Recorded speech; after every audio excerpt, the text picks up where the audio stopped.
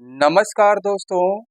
आज की क्लास में हम लोग डीएलएड सेकेंड सेमेस्टर मैथ के कुछ और भी इम्पोर्टेंट क्वेश्चन को सॉल्व करेंगे। तो चलिए शुरू करते हैं और क्वेश्चन को सॉल्व करते हैं। पहला क्वेश्चन है -5 और फिर यहाँ माइनस माइनस 45 को भाग करना है -15 से, प्लस में -3 और गुणे में 5 का मान ज्ञात कीजिए। तो सबसे पहले चलिए इसको हम लिख लेते हैं। माइनस में 5 है, माइनस में क्या है 5, और माइनस में और फिर माइनस में 45 है, और इसको भाग करना है -15 से, -15 से और प्लस में -3 और गुणे में 5 है। तो सबसे पहले हम भाग ही तो करेंगे। तो -15 से -45 में भाग करेंगे तो यहाँ पर प्लस में 3 आ जाएगा। कितना आ जाएगा? प्लस में 3, क्योंकि ये -45 और -15 से भाग करेंगे तो ये प्लस में 3 आएगा। 15 या 45, लेकिन प्लस में जब 3 आएगा तो यहाँ पे माइनस लगा है, इसका मतलब ये वाला -5 लिख लेंगे और यहाँ माइनस में 3 आ जाएगा। और अब यहाँ ये हम प्लस लगाएंगे क्योंकि भाग तो हो गया, और यहाँ पे माइनस में 3 है और गुणे में क्या है 5 है। अब हम गुणा कराएंगे, माइनस में 5 और माइनस में 3 और 5 और किसका गुणा कराएंगे? -3 का। तो ये माइनस में 15 आ जाएगा। कितना आ जाएगा? माइनस में 15। अब देखिए तीनों संख्याएं यहाँ माइनस आ गई, तीनों संख्याएं यहाँ पे माइनस आ गई हैं। तो हम क्या करेंगे? हम -5, 3 और 15 को जोड़ेंगे तो ये माइनस में 23 आ जाएगा। कितना? माइनस में 23। -5 और -3 -8 हो जाएगा, और -15 करेंगे तो ये -23 आ जाएगा, और यही हमारा आंसर हो जाएगा। क्वेश्चन नंबर जो पहला है, क्वेश्चन नंबर 1 का आंसर आ जाएगा -23। चलिए क्वेश्चन नंबर 2 को भी सॉल्व करते हैं।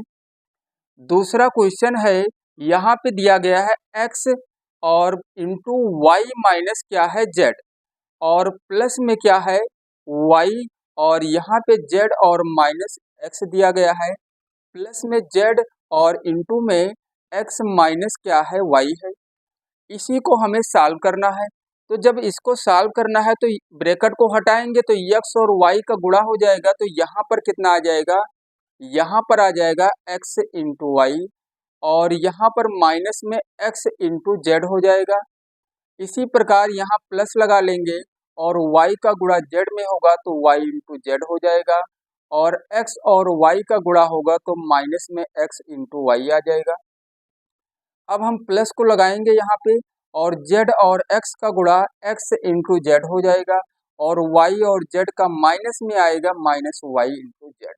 अब देखिए ये प्लस में x इंटू वाई और ये माइनस में x इंटू वाई कैंसिल हो गया, और ये माइनस x इंटू जेड और ये प्लस x इंटू जेड ये कैंसिल हो गया, और ये प्लस में है और ये माइनस में है। तो हमारा जो आंसर आएगा वो आंसर आ जाएगा 0। तो दूसरे क्वेश्चन का जो आंसर आएगा वो कितना आ जाएगा? 0 आ जाएगा। चलिए क्वेश्चन नंबर 3 को सॉल्व करते हैं। क्वेश्चन नंबर 3 है, एक आयत की लंबाई 10 सेंटीमीटर तथा चौड़ाई 6 सेंटीमीटर है। आयत का परिमाप ज्ञात कीजिए। तो आयत की जो लंबाई दी गई है, लंबाई यहाँ पे लंबाई लंबाई कितनी है? लंबाई दी गई है 10 सेंटीमीटर। हम ऐसे लिख लेंगे इसको 10 सेंटीमीटर। और चौड़ाई कितनी दी गई है? चौड़ाई चौड़ाई यहाँ पर दी गई है 6 सेंटीमीटर।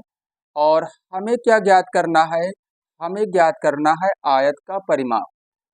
तो आयत का अगर परिमाप ज्ञात करना है, आयत का परिमाप आयत का परिमाप अगर हमें ज्ञात करना है तो उसके लिए हमें लिखना है 2 इंटू लंबाई और प्लस चौड़ाई कर देना है।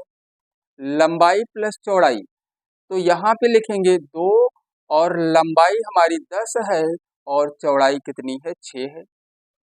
आयत का परिमाप अगर हमें ज्ञात करना है तो 2 यानी 2 इंटू एल प्लस बी, लंबाई प्लस चौड़ाई, लंबाई और चौड़ाई को जोड़ के और 2 से गुणा करा देना है। तो लंबाई हमारी 10 और चौड़ाई कितनी है 6 है। तो 6 और 10 हो जाएगा 16 और 16 का गुणा हो जाएगा किसमें 2 में। तो 16 दूना कितना आ जाएगा 32 और ये आयत का परिमाप हो जाएगा कितना आ गया है 32 सेंटीमीटर। 32 सेंटीमीटर आयत का परिमाप कितना आ गया 32 सेंटीमीटर। चलिए क्वेश्चन नंबर 4 को सॉल्व करते हैं। क्वेश्चन नंबर 4 है यदि ए स्क्वायर प्लस 1/a² बराबर 2 हो तो a प्लस 1/a का मान ज्ञात कीजिए। तो जैसे यहाँ पे इसका मान दिया गया है a² प्लस 1/a² का मान दिया गया है, हमें ज्ञात करना है a प्लस 1/a का मान। तो यहाँ पर ऐसे लिखेंगे a प्लस 1/a का होल स्क्वायर कर लो और ये बन जाएगा हमारा फार्मूला a प्लस बी का होल स्क्वायर। और इसका जो फार्मूला होता है a स्क्वायर होता है और प्लस में क्या होता है बी स्क्वायर। बी स्क्वायर का मतलब 1/a का स्क्वायर हो जाएगा। उसके बाद 2ab यानी 2 गुणे a और गुणे में 1/a यानी 2a और ये हो गया b। अब देखिए यहाँ से a और a कैंसिल हो जाएगा तो यहाँ पर बचेगा a² और प्लस में 1/a² और यहाँ पर कितना है 2। इसको हम ऐसे लिख लेंगे, इसको हम ऐसे लिख लेंगे। अब देखिए a² प्लस 1/a² का मान दिया गया है कितना 2। तो यहाँ पर हम क्या लिखेंगे 2 लिखेंगे और प्लस में क्या है 2 है। तो ये किसका मान आया है ये आया है a प्लस 1/a का होल स्क्वायर यानी a प्लस 1/a का होल स्क्वायर जो आया है वो कितना आया है 4। जैसे ही यहाँ से हम स्क्वायर हटाएंगे, जैसे ही यहाँ से हम स्क्वायर हटाएंगे तो यहाँ पर रूट लगा लेंगे 4 के ऊपर। 4 के ऊपर हम रूट लगा देंगे यानी 4 का वर्गमूल निकालेंगे और 4 का वर्गमूल कितना आ जाएगा 4 का वर्गमूल आ जाएगा 2। 4 का वर्गमूल कितना आ जाएगा 2 यानी a प्लस 1/a का जो मान आया है वो कितना आ गया है वो मान इसका आ गया है 2। और यही तो हमें ज्ञात करना था। हमें क्या ज्ञात करना था हमें ज्ञात करना था a प्लस 1/a का मान और कितना आ गया है उसका मान आ गया है 2। चलिए क्वेश्चन नंबर 5 को भी सॉल्व करते हैं। क्वेश्चन नंबर 5 है एक बर्तन में 7800 सेंटीमीटर क्यूब पानी है यानी घन सेंटीमीटर। ये सेंटीमीटर क्यूब जो है ये घन सेंटीमीटर ही तो है, पानी है। बर्तन में कितने लीटर पानी है। तो अगर यहाँ पर मान लेते हैं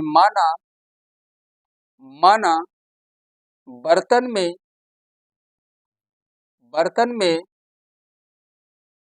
x लीटर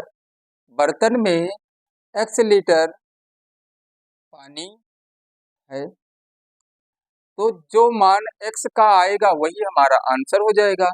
बर्तन में कितना लीटर पानी है x लीटर, बर्तन में कितना लीटर पानी है x लीटर।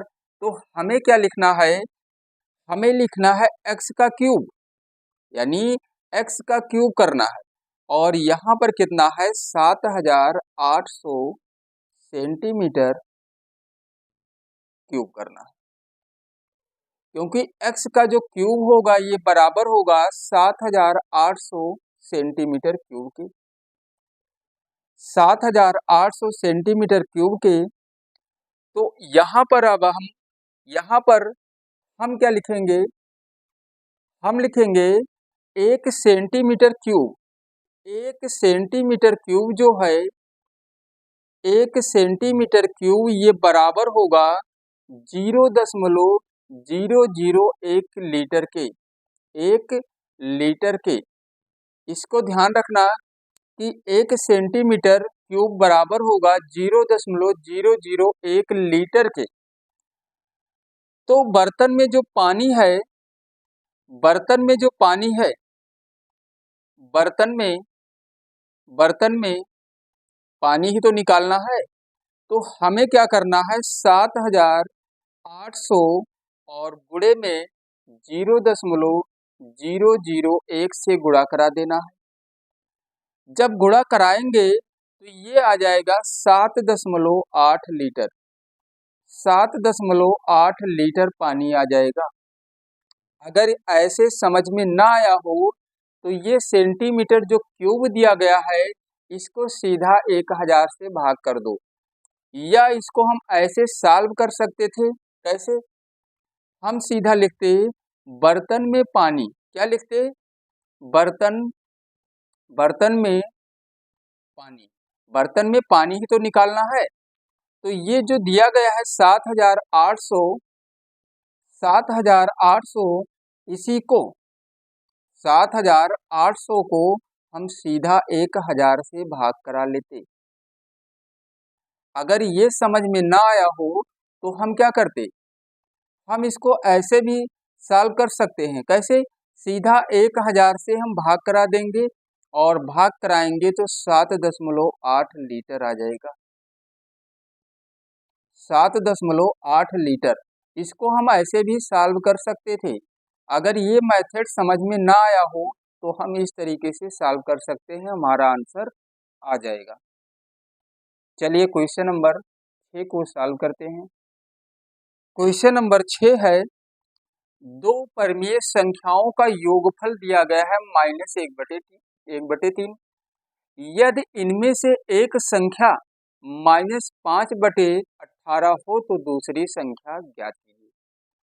इसका मतलब ये हुआ कि दो परमीय संख्याएं थी और जिनको जब जोड़ा गया तो हमारा आंसर -1/3 आया। एक संख्या तो हमें पता है, दूसरी संख्या ज्ञात करनी है। तो अगर यहाँ पर मान लिया जाए, माना दूसरी संख्या, यानी दूसरी परमीय जो संख्या है इसको मान लिया जाए x, तो यानी इसका मतलब ये हुआ कि x और किसको जोड़ा गया, x और -5/18 को जब जोड़ा गया तो हमारा जो योगफल आया वो -1/3 आया। यही तो आया। ब्रैकेट को जैसे ही हटाएंगे ये x -5/18 हो जाएगा, क्योंकि प्लस और माइनस माइनस हो जाएगा। बराबर में -1 क्या है, 3। -5/18 को हम पक्षांतर करेंगे, इधर लाएंगे तो x बराबर में -1/3 यहाँ पर है और ये इधर आएगा तो +5/18 हो जाएगा। 3 और 18 का एलसीएम 18 आएगा, तो 3 छक 18, तो ये 6 से गुणा इसमें होगा, माइनस में 6 आ जाएगा और यहाँ पर 5 आ जाएगा। कितना आ जाएगा, 5 आ जाएगा। अब 5 में से 6 माइनस होगा, 5 में से जब 6 माइनस होगा तो माइनस में 1 आएगा और बटे में 18, यानी x का जो मान आया है वो कितना आया है, -1/18। और यही तो हमारी दूसरी संख्या है, तो हम लिखेंगे दूसरी संख्या बराबर -1/18। ये हमारा आंसर हो जाएगा। चलिए क्वेश्चन नंबर 7 को भी सॉल्व करते हैं। क्वेश्चन नंबर 7 है, x² -7x + 6 = 0 को हल कीजिए। ये हमारा द्विघात समीकरण बन रहा है, ये द्विघात समीकरण है, यानी x² माइनस में 7x और प्लस में 6 और बराबर में 0। तो इसका गुणनखंड करेंगे। ऐसी दो संख्याएं हमें ज्ञात करनी है कि जिनका गुणा कर दें तो 6 आ जाए और उनको जोड़ दें या घटा दें तो 7 आ जाए। तो 6 कम 6 और 6 एक साथ हो जाएगा, यानी संख्या क्या होगी 6 और 1, 6 और 1। तो एक्स स्क्वायर को पहले लिख लेना है, माइनस लगाना है और लिखना है 6x, और 1 नहीं लिखना है, हमें एक x लिखना है, और अंत में हमें प्लस 6 कर लेना है और बराबर में 0। ब्रैकेट को अब हटा लेंगे तो ये माइनस में 6x हो जाएगा और ये भी माइनस x हो जाएगा। प्लस में क्या है 6, बराबर में क्या हो जाएगा 0। अब इन दोनों में कॉमन लेंगे x, क्योंकि दोनों में x है, कॉमन लेना है तो x लेंगे तो यहाँ एक x बचेगा, यहाँ पे 6 बचेगा। इन दोनों पदों में कोई भी कॉमन नहीं है, कुछ भी, तो जहाँ कुछ भी कॉमन ना हो वहाँ कॉमन 1 लिया जाता है, जो चिन्ह यहाँ लगा है वही लगाएंगे। तो ये x हो जाएगा और माइनस 1 कॉमन लिया गया है, प्लस और माइनस यानी माइनस हो जाएगा 6, बराबर में 0। इन दोनों ब्रैकेट के अंदर सेम चीज आ गया है, इसको एक बार लिखना है x माइनस 6 और x माइनस 1 लिखना है, x माइनस 1 लिखना है और बराबर 0। अब एक बार हम x माइनस 6 बराबर 0 कर लेंगे, तो x बराबर 6 को उधर ले जाएंगे तो ये प्लस में 6 हो जाएगा। एक आंसर तो हमारा ये आ गया। अब हम क्या करेंगे, x माइनस 1 बराबर 0, तो 1 को पक्षांतर करेंगे तो x बराबर 1 आ जाएगा, यानी एक संख्या हमारी ये आ जाएगी।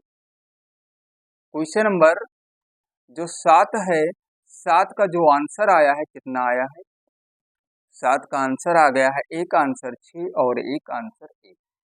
द्विघात समीकरण में 2 आंसर आएगा, यानी 2 मूल इसके होते हैं, या मूल कहो या शून्यक भी कह सकते हैं, यानी द्विघात समीकरण के 2 मूल होते हैं, यानी 2 आंसर आएगा। जब इसको हम सॉल्व करेंगे तो आंसर 2 आएगा, जैसे यहाँ 6 और क्या आ गया है 1।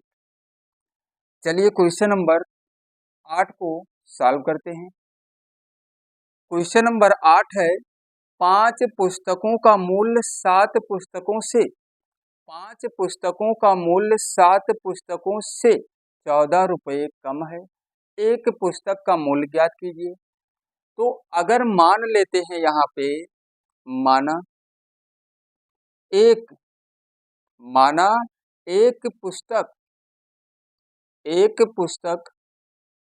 का मूल्य, एक पुस्तक का मूल्य मान लिया गया है कितना, x रुपये। तो देखिए क्या कहा गया है कि 5 पुस्तकों का जो मूल्य है वो 7 पुस्तकों के मूल्य से 14 रुपये कम है, 14 रुपये कम है। इसका मतलब ये हुआ, इसको हम लिख सकते हैं कि 7x माइनस में हम लिख सकते हैं 5x और बराबर में 14 लिख सकते हैं।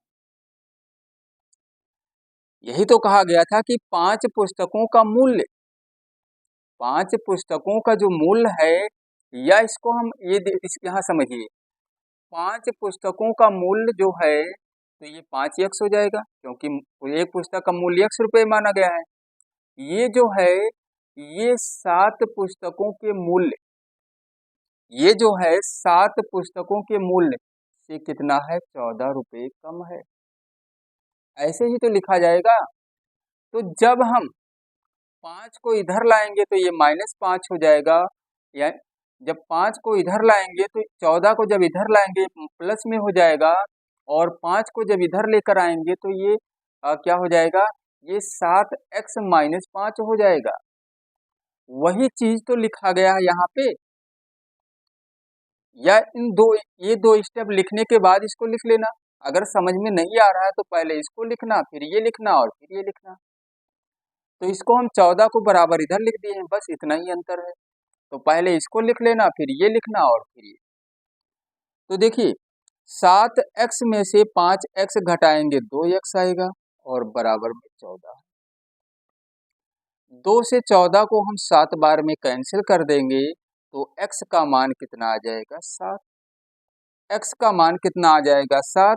यानी एक पुस्तक का मूल्य, एक पुस्तक एक पुस्तक का मूल्य, एक पुस्तक का जो मूल्य है वो कितना है? 7 रुपए है। चलिए क्वेश्चन नंबर 9 को सॉल्व करते हैं।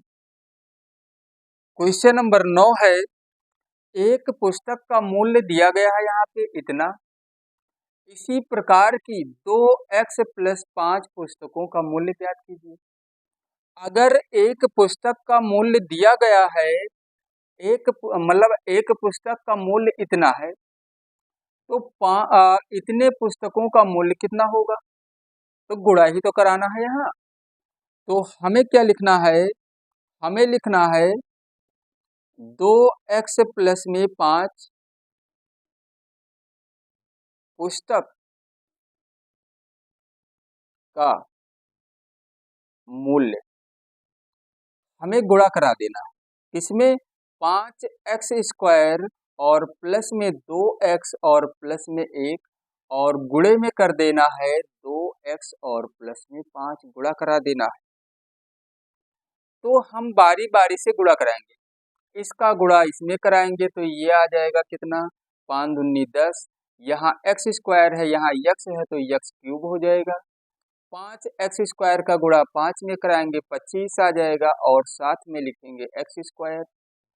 अब हम 2x का गुणा 2x में कराएंगे तो ये 4 और x का गुणा x² आ जाएगा। 2x का गुणा 5 में कराएंगे तो 2 पंचे 10x हो जाएगा। 1 का गुणा इसमें कराएंगे 2x में तो 2x आ जाएगा और 1 का गुणा 5 में होगा तो ये आ जाएगा 5। इसमें अगर कोई सजातीय पद है तो उसको जोड़ लेना है। क्यूब 10x³ और कहीं इस पूरे यहाँ पे जो लिखा हुआ है पद, इसमें कहीं तो है नहीं, तो 10x³ को ऐसे ही लिख लो। स्क्वायर यहाँ भी है, स्क्वायर यहाँ भी, ये दोनों जुड़ेंगे आपस में। 25 और 4 ये हो जाएगा कितना? 29x²। x यहाँ भी है और x यहाँ, तो ये दोनों जुड़ जाएंगे, सजातीय पद हैं। 10x और 2x हो जाएगा कितना? 12x। अंत में बचा क्या? 5 ही तो बचा, तो यही तो हो जाएगा हमारा आंसर। हमारा आंसर कितना आ जाएगा? हमारा आंसर इतना आ जाएगा, यानी 2x + 5 पुस्तक का मूल्य इतना हो जाएगा। चलिए क्वेश्चन नंबर 10 को भी सॉल्व करते हैं। क्वेश्चन नंबर 10 है, यहाँ पे रैखिक दो चरों वाले रैखिक समीकरण दिए गए हैं और इनको हमें सॉल्व करना है। x + 2y = 7 और 2x + y = 5। इसको हमें सॉल्व करना है, तो अगर इसको समीकरण 1 बना लेते हैं और इसको समीकरण 2 बना लेते हैं,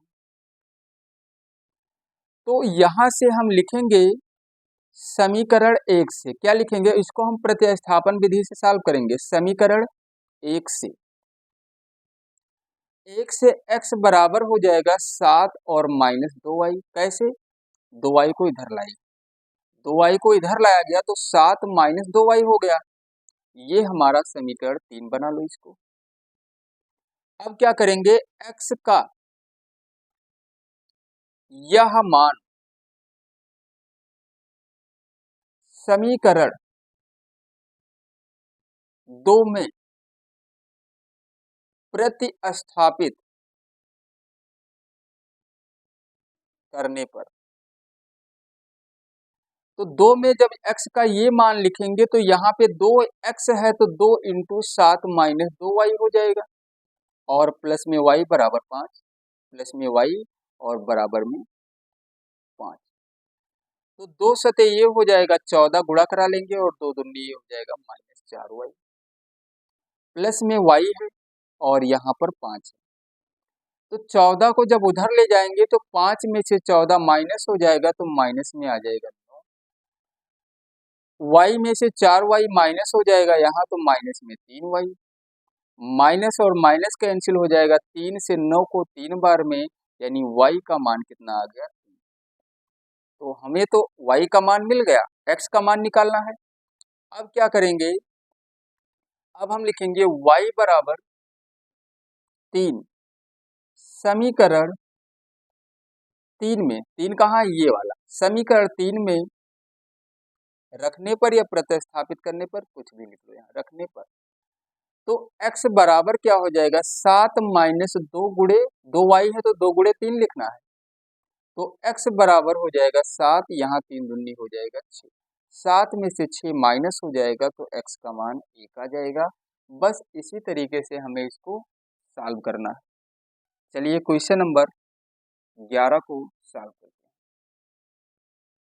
क्वेश्चन नंबर 11 है, a की पावर 5 है और b की पावर कुछ नहीं है। यहाँ a की पावर कुछ नहीं है और b की पावर 5 है, यानी a की पावर 1 है। तो सबसे पहले इसको हम इसमें a b कॉमन ले लो। जब a b कॉमन लेंगे इसका गुणनखंड करना है, देखिए गुणनखंड करना है। a b जब कॉमन लेंगे तो यहाँ a की पावर आ जाएगा 4 और यहाँ b की पावर 4। अब हम a b को बाहर ही रखेंगे और जब इसको बाहर रखेंगे तो इसको हम ऐसे भी तो लिख सकते हैं a की पावर 2 और इसका पावर 2, और इस प्रकार b की पावर 2 करके पावर 2 कर सकते हैं। ये हमारा a square minus B square formula बन जाएगा और इसका फार्मूला होता है a प्लस बी, यानी a स्क्वायर प्लस, यहाँ पर क्या लिखना है? a प्लस बी, तो a स्क्वायर ही ये पूरा a है, यहाँ पे थोड़ा कंफ्यूज मत होना, ये a स्क्वायर पूरा a है, a प्लस बी हो गया और a लिखेंगे और माइनस बी लिखेंगे। उसके बाद इसको आगे भी सॉल्व करेंगे। इसको हम ऐसे लिख लेंगे a स्क्वायर और प्लस बी स्क्वायर जो है इसको ऐसे लिख लेते हैं। दोबारा से ये फार्मूला बन गया a square minus B square, यानी a प्लस बी ये हो जाएगा और a माइनस बी हो जाएगा। बस यही तो हमारा आंसर आ जाएगा। क्वेश्चन नंबर 11, इसका आंसर यही आ जाएगा। चलिए क्वेश्चन नंबर 12 को सॉल्व करते हैं। क्वेश्चन नंबर 12 है, -1/2 तथा 5/4 के मध्य दो संख्याएं ज्ञात कीजिए। तो चलिए इसको ज्ञात करते हैं। अगर हमें एक संख्या यानी पहली संख्या ज्ञात करेंगे, दो संख्या है, पहली संख्या ज्ञात करनी है। पहली संख्या ज्ञात करने के लिए हम 1/2 से गुणा करा लेंगे और -1/2 और इसको 5/4 को जोड़ लेंगे, 5/4। चलिए इसको यहाँ सॉल्व कर लेते हैं।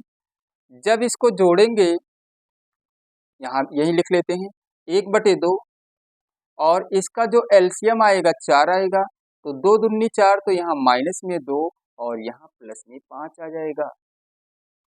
अब यहाँ पर 1/2 है और यहाँ पर गुणे में 5 में से 2 माइनस होगा 3 और बटे में 4, तो ये हो जाएगा 3 1 कम 3 और 4 दूनी 8। ये तो पहली संख्या हो गई।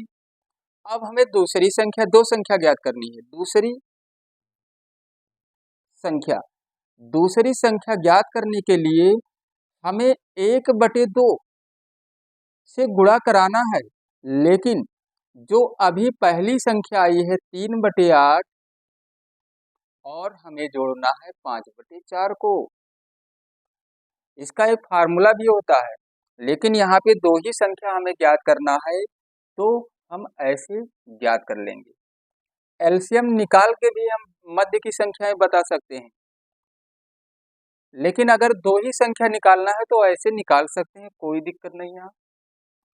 अब 8 और 4 का एलसीएम निकालेंगे, 8 और 4 का एलसीएम निकालेंगे तो 8 आएगा, तो यहाँ पर 3 होगा और यहाँ पे 10 होगा।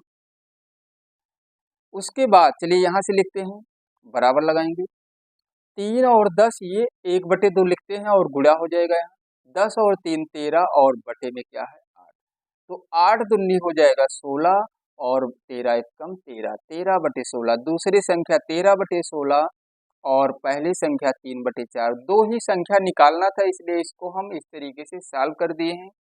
इसका एक फार्मूला भी होता है और इसका एलसीएम दोनों परिमेय संख्याओं का एलसीएम निकाल के भी हम मध्य की संख्याओं को बता सकते हैं। उसको अगली क्लास में बताएंगे कि कैसे निकाला जाएगा। वो बहुत ही आसान है, एलसीएम निकालना है और उसको हमें लिख देना है पहली संख्या, जितनी भी संख्याएं लिखनी है। तो इस क्लास में इसको इतना ही समझ लीजिए, ऐसे भी सॉल्व कर सकते हैं। अगली क्लास में हम उसको भी बता देंगे। चलिए क्वेश्चन नंबर 13 को सॉल्व करते हैं। क्वेश्चन नंबर 13 है 8x प्लस 21/4 बराबर 3x प्लस 6 को हल कीजिए। तो हम लिखेंगे 8x और प्लस में 21 और बटे में 4 बराबर में 3x और प्लस में 6। 3x को जब इधर पक्षांतर कर लेंगे तो ये माइनस में 3x हो जाएगा। यहाँ पे 6 लिखा हुआ है, 21 को जब 21/4 इधर लाएंगे माइनस 21/4 हो जाएगा। इसको बटे 1 कर लो। इसका एलसीएम निकालेंगे, 4 और 1 का 4 आएगा, 1 चौके 4, 6 चौके 24 हो जाएगा।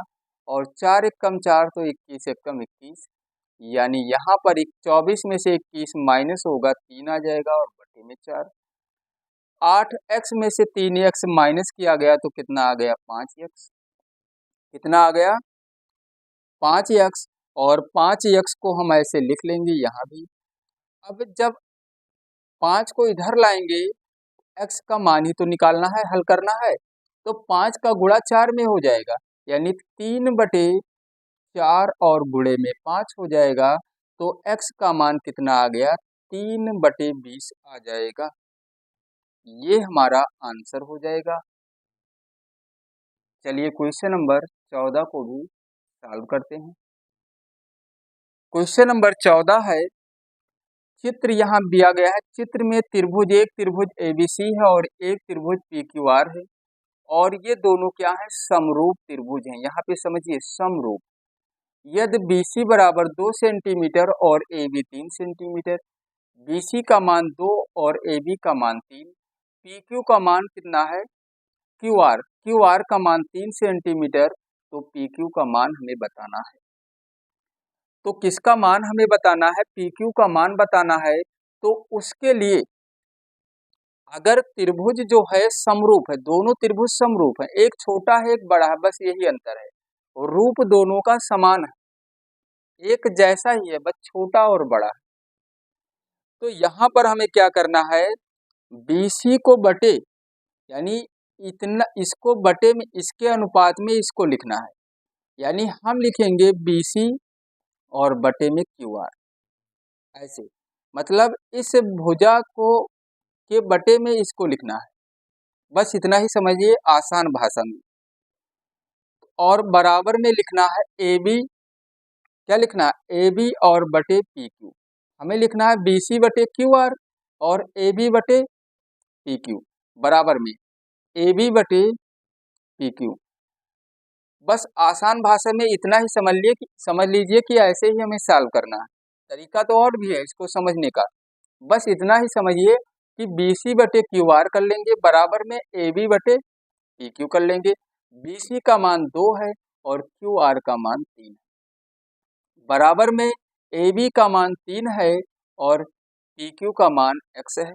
x ही तो हमें निकालना है, PQ का मान। क्रॉस मल्टीप्लाई कराएंगे तो ये हो जाएगा 2x, और 3 का गुणा 3 में होगा तो यहाँ 9 हो जाएगा। तो x बराबर कितना आ जाएगा, x बराबर में हो जाएगा 9 बटे में 2, 9 और बटे में 2, 9 बटे में 2, 2 से 9 को जब कैंसिल करेंगे तो 4 दशमलव कितना आ जाएगा, 5। यानी PQ का जो मान आया है, PQ का जो मान आया है वो 4.5 सेंटीमीटर आ गया। यही हो जाएगा क्वेश्चन नंबर 14 का आंसर। चलिए क्वेश्चन नंबर 15 को भी सॉल्व करते हैं। क्वेश्चन नंबर 15 है, टैली चिन्ह लगाकर निम्नांकित संख्याओं की बारंबारता सारणी बनाइए। तो ये एक पद दिए गए हैं यहाँ पे, तो इनको सबसे पहले हम आरोही क्रम में लिखेंगे। किस क्रम में लिखेंगे, आरोही क्रम में, तभी हो पाएगा। आरोही क्रम में लिखेंगे। आरोही क्रम में जब लिखेंगे, आरोही क्रम का मतलब सबसे छोटी संख्या पहले लिखना है और उसके बाद बड़ी संख्या लिखना है। आरोही क्रम का मतलब यही तो। तो हम लिखेंगे सबसे छोटी संख्या 12 है, लेकिन 12 दो बार है। देखिए इसमें अगर दो बार है तो दो बार लिखेंगे 12, और 13 यहाँ पर दो बार है 13, और यहाँ देखिए 13, इसको भी लिखना है।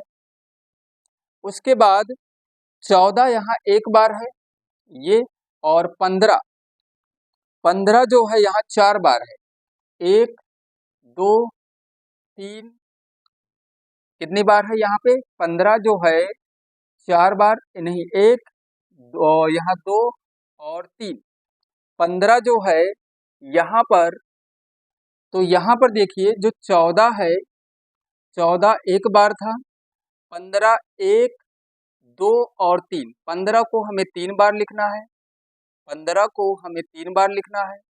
कोई भी संख्या छूटनी नहीं चाहिए। 1 2 3 4 5 6 7 8 9 10 11 12, 1 2 3 4 5 6 7 8, 8 हो गया।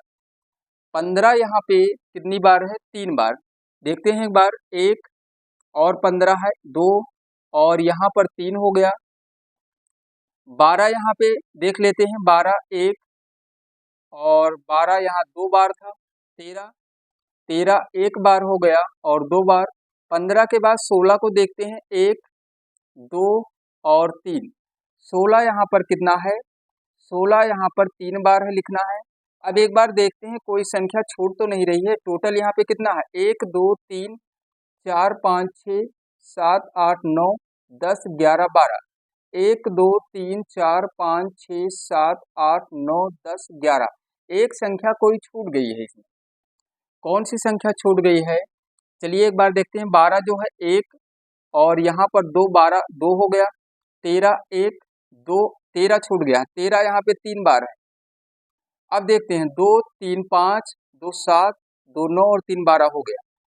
इसके बाद हमें ऐसे लिखना है, क्या लिखना है, वर्ग अंतराल, एक कॉलम बनाना है यहाँ पे, वर्ग अंतराल लिखना है एक में इस तरीके से, और फिर लिखना है बारंबारता, बारंबारता, और तीसरे कॉलम में क्या लिखना है, टैली चिन्ह, इसको बना लेना, टैली चिन्ह। इस तरीके से हम कॉलम बनाएंगे, हमें सारणी यानी बारंबारता सारणी ही तो बनाना है टैली चिन्ह लगाकर। अब देखिए हम जैसे यहाँ पे जो दिया गया है, हम 10 से 15 वर्ग अंतराल ले लेते हैं। तो 10 से 15 के बीच में कितनी संख्याएं हैं, 1 2 3 4 5, और हम यहाँ पे 5 और 14 को भी ले लेते हैं, 6। तो यहाँ बारंबारता क्या लिखेंगे, 6। टैली चिन्ह कैसे लगाएंगे, टैली चिन्ह देखिए 1 2 3 4 और 1 5, लेकिन हमें 6 लिखना है तो एक अलग लिखा जाएगा। 5 तक ही हम ऐसे लिखेंगे, 4 लाइन खड़ी पारेंगे और एक बेड़िए 5 और एक ये 6। एक बार देखते हैं, 10 और 15 के बीच में 1 हो गया, 2 हो गया, 3 हो गया, 4 और 5 और 6। अब हम लिखेंगे 15 से और 20 के बीच में, 10 से 15 के बीच में, 15 को नहीं लिया गया है, 15 को इसमें लेना है। 15 से और 20 के बीच में 1 2 3 4 5 और 6, 6 यहाँ भी आएगा, और हम लिखेंगे 1 2 3 4 और ये 5 और एक 6। ये इसी तरीके से हमें ऐसे सारणी बना देना है। इसको हम हाथ से बना दिए हैं, इसको पटरी से बनाना था, कोई दिक्कत नहीं। तो इसी तरीके से हम बारंबारता सारणी बना सकते हैं टैली चिन्ह लगाकर। सबसे पहले पदों को आरोही क्रम में लिखेंगे इसी तरीके से, और वर्ग अंतराल ले लेंगे। तो 10 से 15 लिया गया है क्योंकि 10 के बाद ही संख्याएं हैं, 10 से 15 और 15 से 20। तो 10 से 15 के बीच में 6 संख्याएं आ रही थी, 12 2 बार, 13 3 बार, 14 एक बार, 14 एक ही बार तो है इसमें। और उसके बाद 15 से 20 के बीच में 15 3 बार और 16 3 बार, यानी 6 लिखा गया। टैली चिन्ह में ऐसे लिखेंगे, 4 लाइन पारने के बाद पांचवा इस तरीके से, और छठा 6 यहाँ नहीं करेंगे, एक अलग करेंगे, तो 5 और एक 6, इसी तरीके से टैली चिन्ह बनाएंगे। तो आज की इस क्लास में बस इतना ही, और फिर मिलते हैं अगली क्लास में।